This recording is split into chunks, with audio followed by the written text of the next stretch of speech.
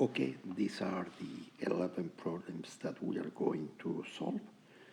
You can make a screenshot if you would like to do it, and let's go to solve one by one each problem. The first problem says find the sum from I equal 1 to 6 of 3I plus 2. So we make like this. When I equal 1, this expression will be 3 by 1 plus 2. When I equal 2, this expression will mean 3 by 2 plus 2. When I equal 3, 3 by 3 plus 2. And the sum means the sum of all the terms. So the first term will be when I equal 1, 3 by 1 plus 2. The second term will be 3 by 2 plus 2. The third term will be 3 by 2, 3 by 3, 3 by 3 plus 2, etc. So the fourth term, 3 by 4, 3 by 5 plus 2, 3 by 6 plus 2. And the sum is the sum of all the terms. And the sum of all the terms is the sum of 3 multiplied by 1 plus 2, plus 3 multiplied by 2 plus 2, etc., etc., etc. And the sum will be 5 plus 8 plus 11 plus 14 plus 17 plus 20. And this is equal to, and now the sum is 75. So the sum of all these terms is 75. Conclusion. When we have a sum, the variable is I.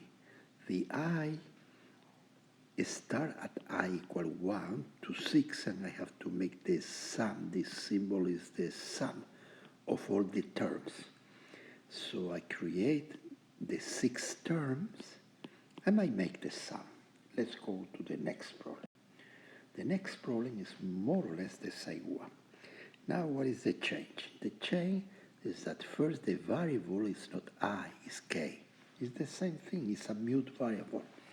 And the second change is that it doesn't appear I, it appears k squared.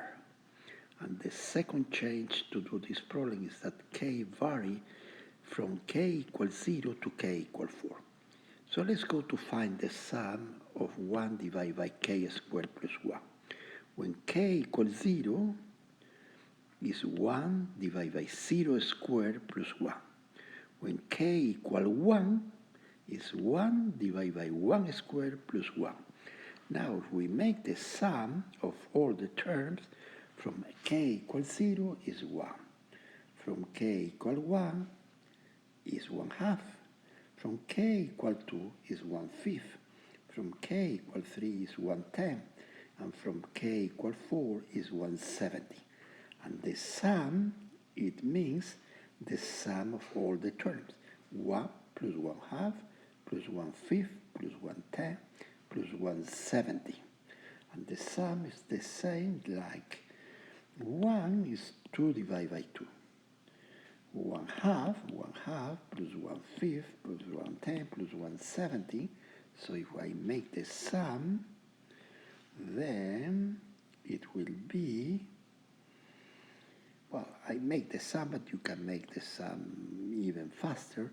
2, I will create a 10 in the denominator. Here I create a 10. I create a 10 here by multiply by 2 in the numerator and multiply by 2 in the denominator. I multiply by 5 in the numerator and I multiply by 5 in the denominator. I multiply by 5 in the numerator, I multiply by 5 in the denominator. What I have got? That I have 10 in the denominator. Now I can sum at least until here. So I have 2 by 5, 10. 10 plus 5 plus 2 plus 1. 10 plus 5, 15, 17, 18 divided by 10. So the sum is 18 divided by 10 plus 1 divided by 17. And 18 divided by 10 plus 1 divided by 17 is how much? Is 158 divided by 85. You do it. 158, the final result is 158 divided by 85. Let's go to the next problem. The next problem is say, use the sigma notation to write the sum. It's more or less the inverse problem that we were solving. If you have a collection of terms, this term 1 divided by 5 multiplied by 1 divided by 5 multiplied by 2, 1 divided by 5 multiplied by 3, 1 divided by 5 multiplied by 11, how you compress all the terms to write equal to the sum, the term that vary is 1, 2, 3, so it's the sum from I equal 1 to 11 of 1 divided by 5 I. 1, this should be the result. So let's go to make it's already done. It's 1 divided by the sum, is the sum from y equal 1 to 11 of 1 divided by 5i. Okay, if you develop this one again, you will find 1 divided by 5 multiplied by 1 plus 1 divided by 5 multiplied by 2 plus 1 divided by 5 multiplied by 3, etc., etc., 1 divided by 5 multiplied by 11. And the problem is done. Problem 4 is exactly same as the previous problem. It's if you have this sum, the sum of 2 plus 1 divided by 3n squared multiplied by 3 divided by n squared. And the second term, you see the 3n is changing here. So let's go to write another term. Let's go to write the second term here to make sure that we understand. It's 2 multiplied by 1 plus 3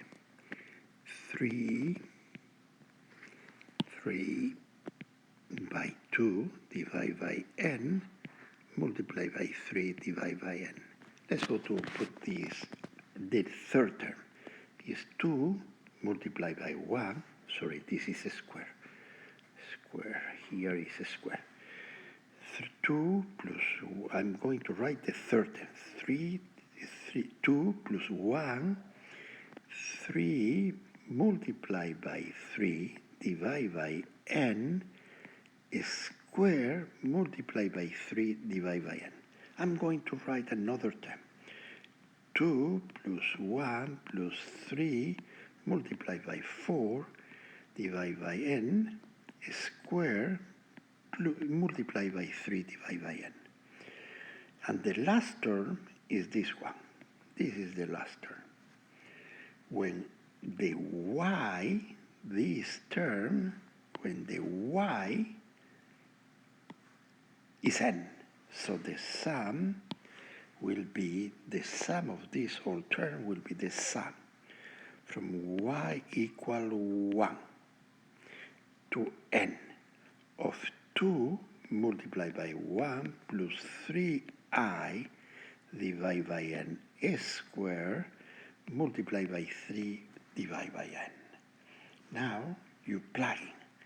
If I equal 1, it will be 2 multiplied by 1, 3 by 1, divided by n square, multiplied by 3 divided by n, and I will have the first term.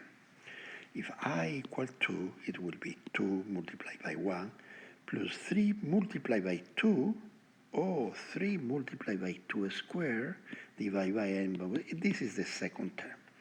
If I take I equal 3, it will be 2 multiplied by 1, plus 3 multiplied by 3, because I is equal 3, divided by n, multiplied by 3, divided by n, so I have the third term and the fourth term. So the sum is this one. So let's go to check. Let's go to check. And yes, is correct. This is the sum. So I give you the sum decompressed, and you make the sum compressed like this. Let's go to the next problem. Use the formula summation to evaluate for I. So the first thing that you are going to do is the 4 can go out of the sum. So this is equal to 4 times the sum from I equal 1 to 24I. So this is 4 times the sum from I equal 1 to 24 of I. When I equal 1, 1. When I equal 2, 2. When I equal 3, 3.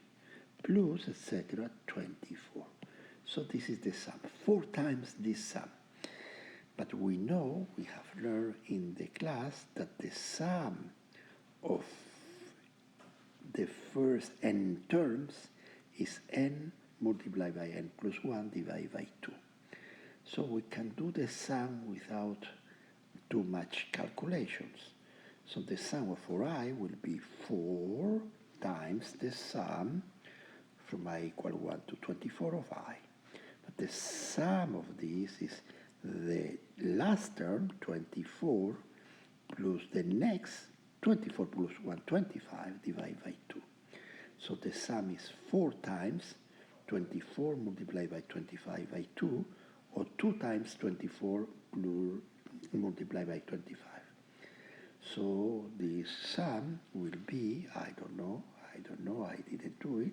You can do it, and you can prove that 24 multiplied by 25 by 2 is the same number that to sum 1 plus 2 plus 3 plus 24 multiplied by 4. You check it. So on this problem, we are going to use this equation, that the sum of the square of the number 1 squared plus 2 squared plus 3 squared of n squared, the sum of the n first square terms is n multiplied by n plus 1 multiplied by 2n plus 1 divided by 6. So if you have 3 terms, for example, the sum of I squared from I equal 1 to 3, it will be 1 squared plus 2 squared plus 3 squared, or in other words, 9 plus 4, 13, plus 1 is 14. Let's go to use this equation to find that we indeed have 14, the number 14, when we sum 3 times the square of a number. So it will be n will be 3 plus 4, let's go to do it, 3 plus 4 plus 2n plus 1, n is 3, 2n is 6, 2 by 3, 6 plus 1 is 7, plus 7 divided by 6. Let's go to see if this is 14. 12 multiplied by 7 divided by 6 is the same. 12 divided by 6 is 2, 2 by 7. 2 by 7 is 14. So this equation works perfectly. So now the problem is not make the sum of I squared, it's making the sum of I minus 1 squared. How we can make the sum of I minus 1 squared? There are 2 ways of doing this. The first way of doing this is to develop I minus 1 squared. I minus 1 squared, I'm going to develop here, I minus 1 squared is I squared plus 1 squared minus 2 times the first by the second. So the summation of this from I equal 1 to 20 is the summation of these 3 factors. Is the summation from I equal 1 to 20, I squared, plus the summation from I equal 1 to 20 of 1 squared is 1, minus 2 times the summation from I equal 1 to 20 of I. Now if we make the summation, we have the summation from I equal 1 to 20 of I squared. This is, I will apply this equation. So it will be n 20 by 21 multiplied by 2 by 20, 40, 41 divided by 6, plus the summation of 1 20 times. The summation of from I equal 1 to 20 of the number 1 is 1 when I equal 1, 1 with I equal 2, 1 with I equal 3, etc. So this is clearly 20. The summation of the number 1 20 times is 20. So plus 20 minus 2 times the summation from I equal 1 to 20 of I. The summation from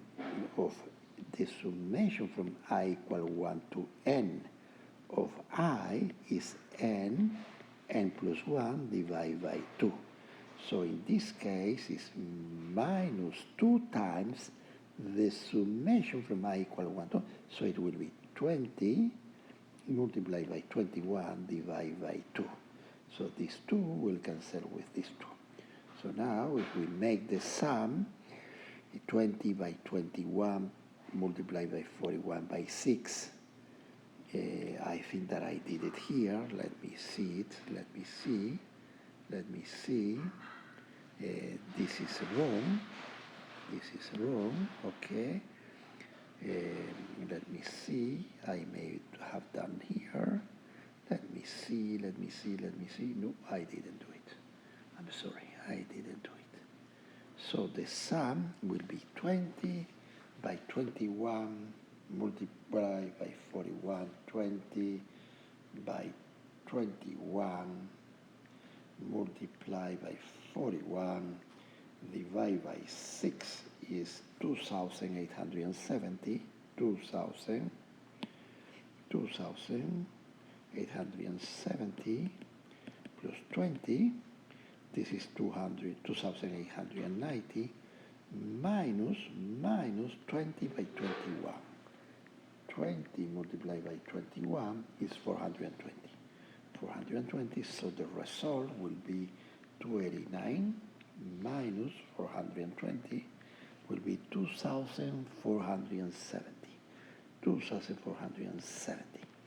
And this is the result. But there is another way to do it that is easier. Let's go to see the second way. The second way to do it maybe is like this. The sum from second way to do it. The sum from I equal 1 to 20 of I minus 1 squared. This is the sum when I equal 1 is 0 squared, because when I equal 1 is 1 minus 1 is 0, 0 squared. When I equal 2 is 1 squared. When I equal 3 is 2 squared. And this is the same sum. And when I equal 20, let me finish with the last one. When I equal 20 is plus 19 squared, the last term. So this is clearly the sum from I equal 1 to 19 of I squared. You see, if you develop this sum, when I equal 1 is 1 squared, is this 1. When I equal 2 is 2 squared, is this 1. When I equal 19, it is the last term, so it's the same sum. So now I can apply my equation. My equation say that this is equal to n plus 1 plus 2n plus 1 divided by 6. N, 90. 90 plus 1, 20. 2n plus 1 is 2 times 19 plus 1. Divide by 6. And this sum have to be the same like this sum, 2,470. Check it. Okay. Now in this problem 7, we have a function. The function is 2x plus 5. So this is the function 2x plus 5. It's a rectilinear, is the graph of a rectilinear line. When x equals 0, f of x is 5. So when x equals 0 is 5. And has a slope constant, and the slope is 2 for this rectilinear line. And this is the function. And there is an area below the curve between 0 and 2. And this is the area. For sure that I know the area for a triangle, and I know the area of a rectangle, and for sure that I can find this area without doing what I'm going to do. What I'm going to do is what it asks me. It asks me, use n equal 4, so divide 0 and 2 in 4 parts. If we divide the segment 0, x equals 0 to x equals 2 in 4 parts, we have x equals 0.5, x equals 1, x equals 1.5, and x equals 2. What we have done is b minus a divided by n. V is 2, a is 0, and n is 4 parts. So it will be 2 fourths, so the width delta x will be 1/2. So this is delta x. This is delta x, okay? This is the width delta x, that is 1/2. Now it say approximate the area below the curve. This is a very old problem. Is the problem from the Greek. Is a much more older problem than the derivative of the function. We study this problem after studying the derivative. Maybe we don't use the chronological way of the history, but we are going to approximate the area. And I say that you don't need to approximate the area in this problem because you know how to find this area. We calculate the area. Let's go to approximate the area. The area is being approximated, say, the right endpoint. So you are going to find the right endpoint is this point, not the 0, the 0.5, the 1, the 1.5, and the 2. You are going to construct rectangles like this one. This rectangle, the other rectangle, this rectangle, and this rectangle. You are using the endpoints. You see, these are the endpoints. These are the endpoints. So we are making the sum of 4 terms. Is the sum of f of ci, where c is the endpoints, by delta x, by the width. And making the sum, we are going to estimate the area that is below the curve. For sure, the area is not exact because, as you see, there is the area below the curve. If we calculate it like this, the area will be a little bit bigger because there is some pieces that are bigger than the real area that is below the curve. But what the theory is made in a way that if you put delta x very, very, very small, you reduce the error in a way that on the limit when delta x tends to 0, the area that you are going to calculate, the sum, the Riemann sum will approximate, will be exactly, the Riemann sum will be exactly the area below the curve.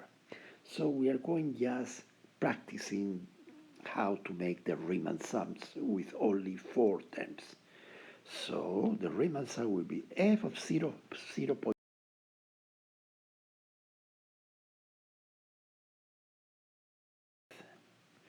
So this is this area, the area of this rectangle.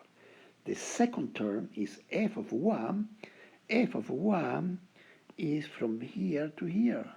This is f of 1. multiplied by delta x, or delta x 0.5, is the area of the rectangle. So this represents the area of the small rectangle. And again, f of 1.5 by delta x is the area of the following rectangle, and f of 2, which is f of 2 is 2 by 2 plus 5, which is 9. F of 2 multiplied by the width. Now we do the same problem, but what we change is the function. Instead of having the rectilinear function that we have in problems 7, we know the function is cosine of x. Cosine of x is this curve, and what we want to find is the partial Riemann sum with 4 terms to make this sum f of the sum from I equal 1 to 4 of f of ci by delta x. So we have 4 terms only. We are going to approximate the area by 4 terms.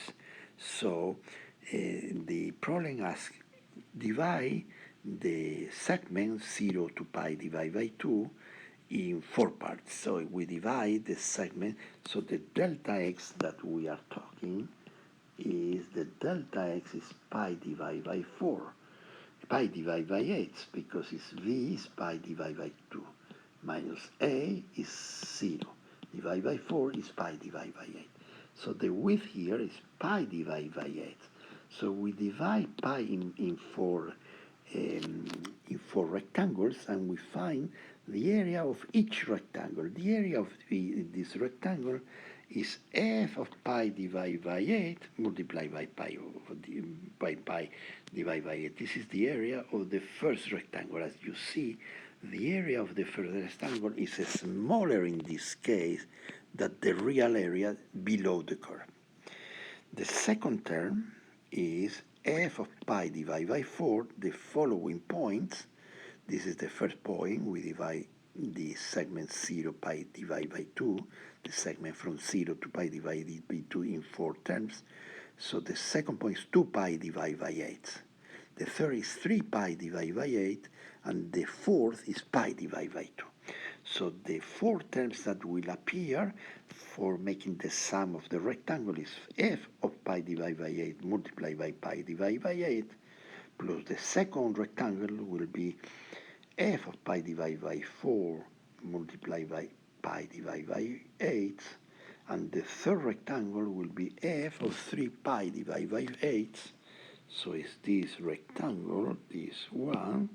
Let me put it here, this one, this rectangle. This small rectangle, as you see, is much more smaller than the real area below the curve.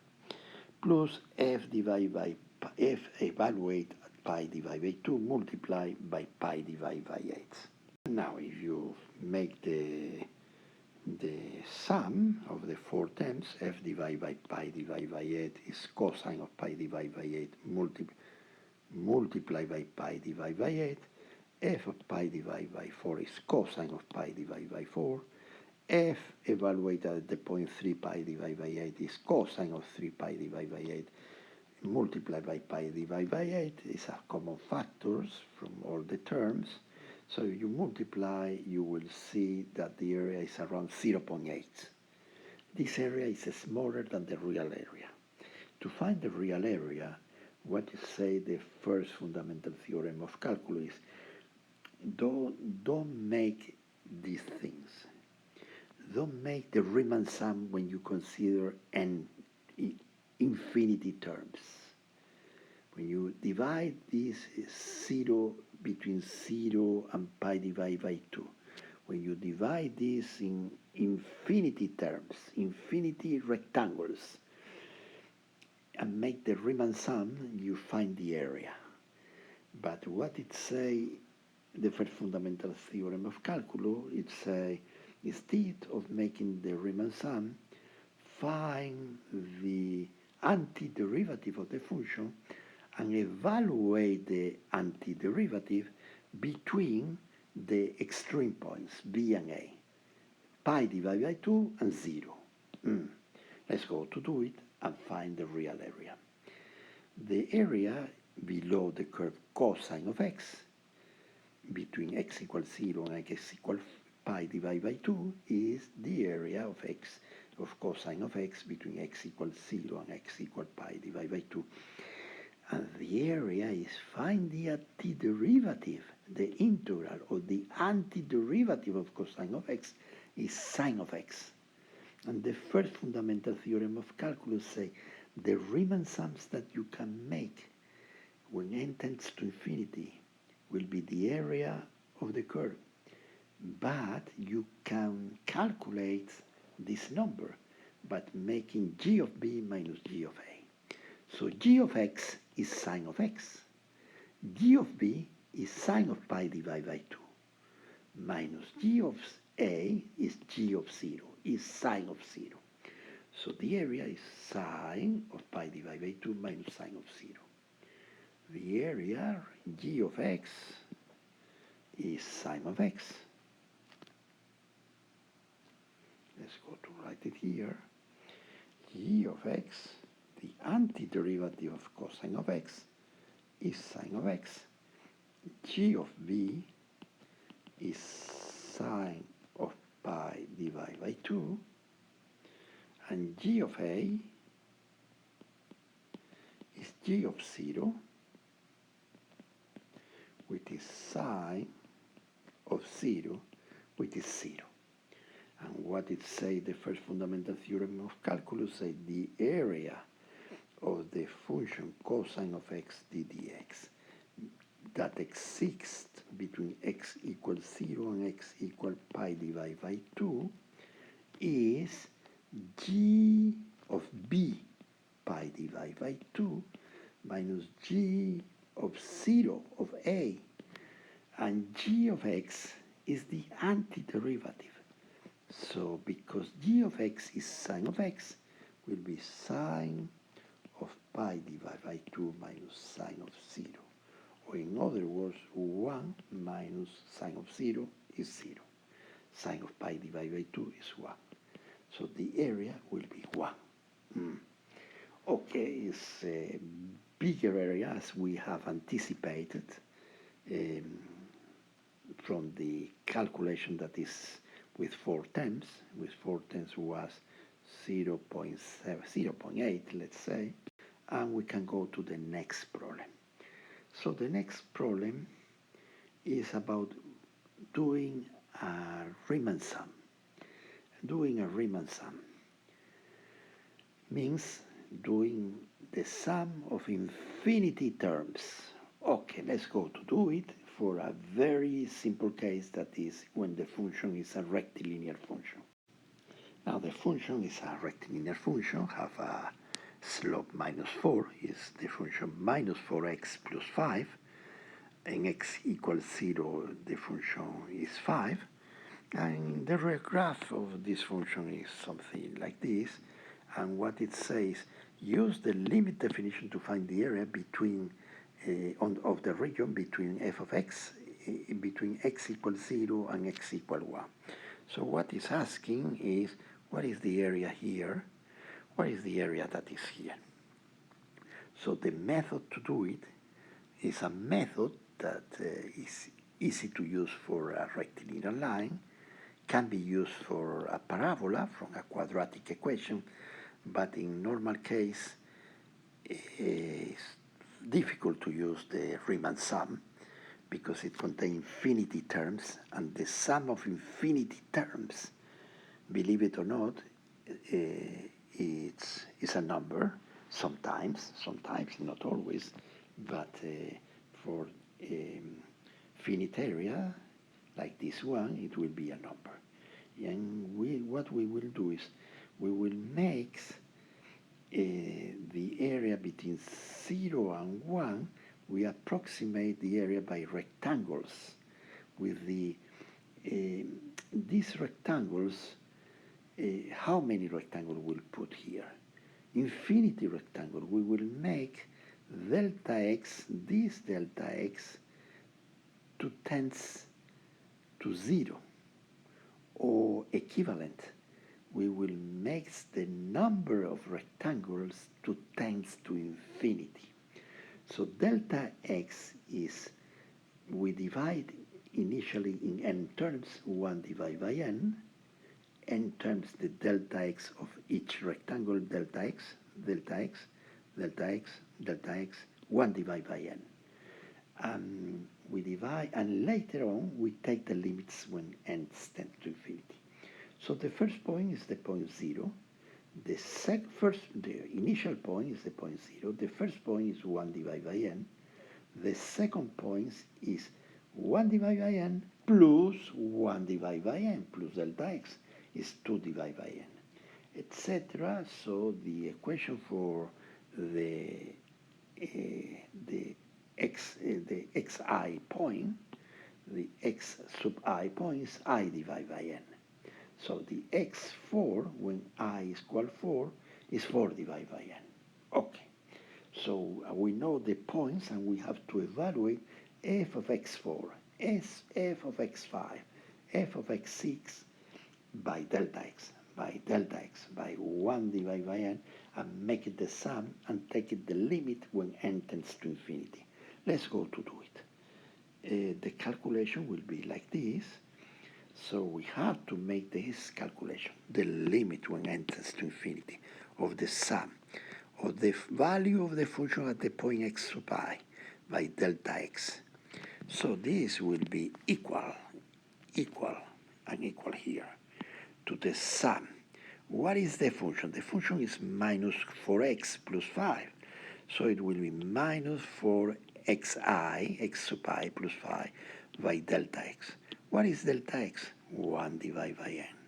What is x sub I divided by n. So the sum that I have to consider is the sum from I equal 1 to n of minus 4 I divided by n plus 5 multiplied by 1 divided by n. If I split the sum of this in two terms, it will be minus 4 that can go out of the sum by the sum from I equal 1 to n of I divided by n squared. But this n squared can go also out of the sum. Why? Because it's the sum from I equal 1. We make first the n fixed, and we take the limit at the end when n tends to infinity. So this is this equal minus 4 divided by n squared by the sum from I equal 1 to n of I. And this term, the n can go out of the sum. It will be plus 5 divided by n plus the sum from I equal 1 to n of 1. Now we remember what is the sum of n terms. The sum of n terms is n plus 1 divided by 2. And we remember that the sum of n terms of the number 1 n times is n. So now we take the limit. If we take the limit, the expression will be minus 4 divided by 2, minus 2. N multiplied by n, n squared. N multiplied by 1, n. 2, n squared. Sorry, the 2 and the 4 appear at 2 in the numerator. N squared plus n divided by n, 1, plus 5. If you take the limit is minus 2. Minus 2 plus 5, 3. The area that is here is 3. Wow. Can you calculate? Can you check it? Can you check that the area is 3? Well, I have a triangle. The triangle is like this. This is the triangle. The triangle have a base 5, a height 5, and the base is 1. So the area is the area of the triangle is 1 divided by multiplied by 5 divided by 2. 1 multiplied by 5 divided by 2 is 2.5, which is not the same as 3. What is happening here? Wow, I made a mistake somewhere. Let me think. Oh, I know what is the mistake. The mistake, I realized, the mistake is that the area between 0 and 1 is this area. Is this area, let me go. Is the area of this triangle plus the area of the rectangle. Now, let's go to do it. F of 1 is minus 4 by 1 minus 4 plus 5 is 1. So this is the point 1. What is the area that is in this rectangle? Is 1 by 1. So the area of the rectangle is 1. Let me notice here 1. What is the area of this triangle? Now this is 4 and this is 1. 4 multiplied by 1 is 4. The area of the triangle is the height 4 by 1 divided by 2. 4 divided by 2 is 2. 2 plus 1, 3. Now I have it. It's 3 like the Riemann sum says. You see, the Riemann sum is complicated to make the sum, but it's possible to do it. But you have the first fundamental theorem to avoid the calculation of the Riemann sum. Now, let's go to do the same thing, but now the function is x squared plus 1. I hope you are not tired to listen to me, so I will go very fast, very fast. So we need to find the area between of x squared plus 1. X squared plus 1 is this function, okay? When x equals 0 is 1, and it goes like this. And we need to find the area when it's 3, is 3 squared plus 9 is 10. This is 10. We need to find this area. Wow. To make, doing the Riemann sum. And here, there is no way to avoid the Riemann sum, in the sense that either you do the Riemann sums, or either you apply the first fundamental theorem of calculus to find the area. If you want to do the Riemann sum, that this is the problem, you divide 3, this segment, in n parts. So every part will be 3 divided by n. So this will be 3 divided by n plus 3 divided by n, 6 divided by n, etc. So you divide in width every rectangle. Let's go to use this color, the green. You divide 3 divided by n, 6 divided by n, now 9 divided by n, etc. So the points are x sub I equal 3i divided by n. These are the points that I'm going to consider. So the sum that I'm going to consider is f of x sub I by the width. And every term of the sum will represent the area of every rectangle.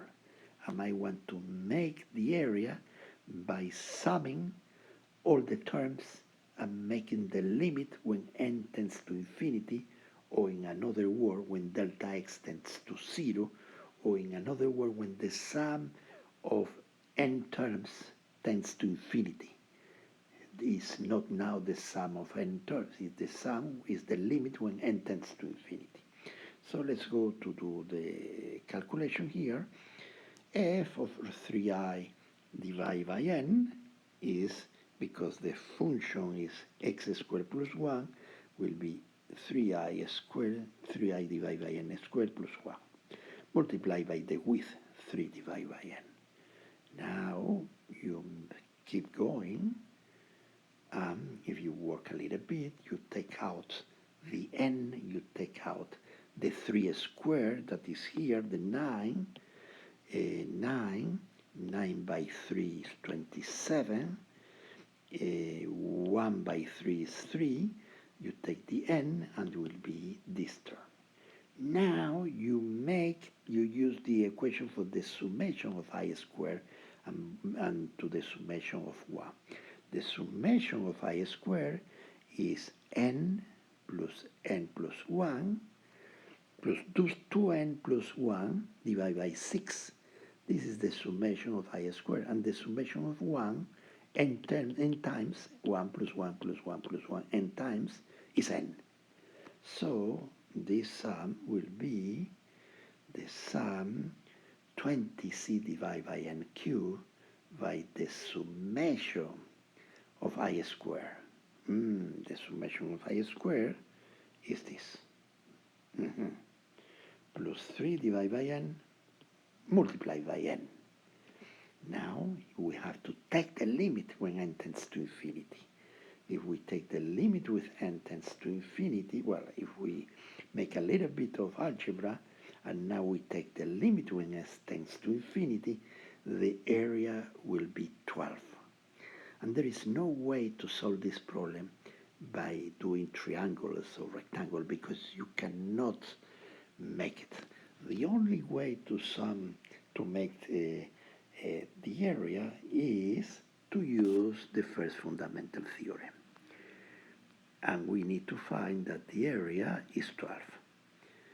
So how we will use the fundamental theorem of calculus? Well, let's go to see if we can find the same 12 here. So let's go. The function is x squared plus 1. So the area below the curve is the integral from x equals 0 to x equals 3 of x squared plus 1 ddx. And what it says, the fundamental theorem of calculus say, the antiderivative of x squared plus 1. The antiderivative of x squared plus 1 is x cubed divided by 3 plus x. This is g of x. G of x is x cubed divided by 3 plus x. And what it says is that this is equal to g of b minus g of a. The integral, the area below the curve, is g of b minus g of a, or g of 3 minus g of 0, or g of 3 is 3 cubed divided by 3 plus 3, and g of 0 is 0 cubed, 0 plus 0, 0. So g of 3 minus g of 0 will be 3 squared plus 3, or 9 plus 3, or 12. Oh, I found the 12 instead of making the sum. So g of b, it is 12, minus g of 0, which is 0, is 12. So I find the 12, the area below the curve, by using the first fundamental theorem of calculus. And that's all. Good luck. I know it's a heavy lesson, but if you see it carefully and you redo every problem without watching my video, you try to do it. You get a stop, you go again to the video, you see it again. This is the right way to do it. Good luck. I'll see you soon.